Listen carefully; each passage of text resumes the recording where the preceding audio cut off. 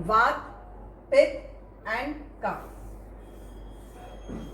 कभी किसी का नेचर अगर लगा कि बड़ा उत्तेजित स्वभाव का इंसान है, समझ जाना वायु शरीर में बहुत है इसके। दिमाग भागेगा, एक जगह स्थिर नहीं रहेगा, बैलेंस नहीं रहेगा माइंड, और एडवाइस बहुत देगा, ये भी कर ले, वो भी कर ले, ये भी कर लो, वो भी कर लो। बहुत उत्तेजित, हड़ाबड़ी वाला जो नेचर बोलते हैं ना, एक्साइटमेंट नेचर, एक्साइटेड नेचर। यदि किसी में गुस्सा देखे 24 घंटे में चेहरा उसका फुला हुआ मिले, समझ जाना ये पित्त प्रकृति है। कभी जल्दी स्माइल नहीं देंगे, हमेशा बोलते टेंडर कोकोनट जैसा स्वभाव है। ऊपर से बड़े हार्ड दिखते हैं लेकिन अंदर से बड़े सॉफ्ट है। लेकिन चेहरा हमेशा गुस्से में ही मिलेगा, तमतमाता मिलेगा, लाल लाल ही मिलेगा चेहरा, और हर बात में गुस्सा। अच्छा भी करो तो आवाज में देखना गुस्सा ही मिलेगा। तो ये पित्त प्रकृति है। एंड कफ प्रकृति, नकारात्मक सोच, नेगेटिव थॉट्स बहुत मिलेंगे, जिसका कफ प्रकृति है। कैसा रहेगा? अगर किसी बात को पकड़ लिया, छोड़ेंगे नहीं, और सालों साल सुनाएंगे आपको, आपने मेरे साथ ऐसे किया था। They can never forget and they can never forgive to anyone. चिपक जाएंगे उस बात के साथ। कफ होता है ना, चिपचिप होता है ना आपका कफ। तो ये 3 तरह के स्वभाव, वात, पित्त एंड कफ। उत्तेजित स्वभाव, गुस्से वाला स्वभाव, और नेगेटिव थॉट, नकारात्मक स्वभाव। तो ये 3 स्वभाव को हमेशा बैलेंस करके चलना है। इसमें से एक भी अगर वात और वात के साथ अगर कफ मिल गया तो मोर डेंजर, और पित्त के साथ अगर कफ मिल गया तो उससे ज्यादा डेंजर। टिल लाइफ सुनाएंगे और टिल लाइफ ऑपोजिट ही चलेंगे। प्रेम कहीं मिलेगा ही नहीं। और उस घर में देखना नेगेटिव, हर जगह नेगेटिव एनर्जी, जिसके नेचर में पित्त और कफ दोनों हैं, तो पूरे घर में आपको वाइब्रेशन नेगेटिव मिलेगी। आप उस घर में पैर रखने को डरोगे। वात वाले नेचर में चले जाओगे, यार इसके पास मत बैठना, ये एडवाइस बहुत देगा,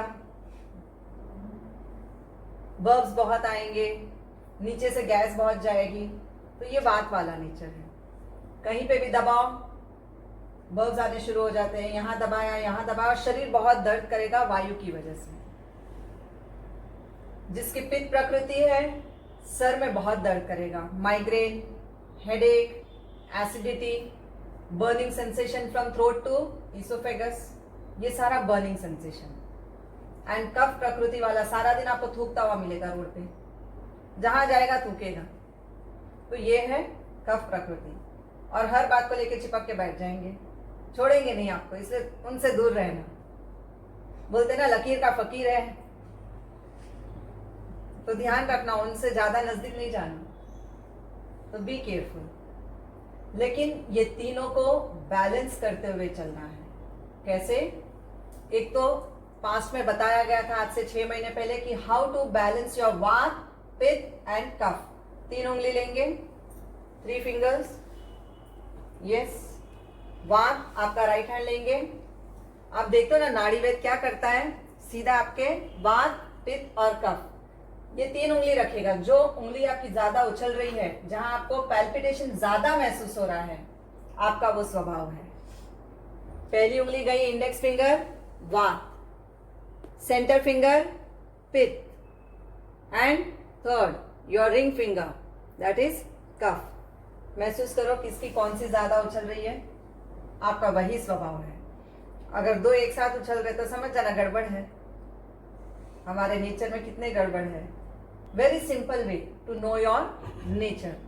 अब ये तीनों को बैलेंस करने के लिए वात, पित्त एंड कफ, तो पहली उंगली, दूसरी और तीसरी उंगली, जहां तीसरी उंगली है वहां पे थंब को मिला दो, third finger and your thumb. क्या करना है, उसको प्रेस करके रखना है। डेली सुबह उठते ही, if you want your nature to be balanced, हमेशा के लिए कि मेरे स्वभाव में ज्यादा ना वात हो, न ज्यादा पित्त, न ज्यादा kapha. Always I want to run myself as a balanced mind, balanced person. तो then you have to press this point with your thumb. Vata, pitta, cough and your thumb. जहां पे तीसरी उंगली आई वहां पे थंब रख देना। रख के यू हैव टू गिव, सुबह उठते ही 3 मिनट के लिए ये प्रेशर दे देना। वायु वाला जिसका भी शरीर है, सारा दिन मस्कुलर पेन, रोमैटिज्म, अर्थराइटिस पेन रहेगा। पित्त वाले प्रकृति को सुबह उठते ही खारा पानी निकालना पड़ेगा, उंगली डाल के निकालते हैं, नहीं तो दिमाग बड़ा गुस्से में रहेगा। और कफ वाला प्रकृति चलते फिरते यहां वहां थूकते रहता है। तो उसके लिए जो है तीनों को बैलेंस करना इजी।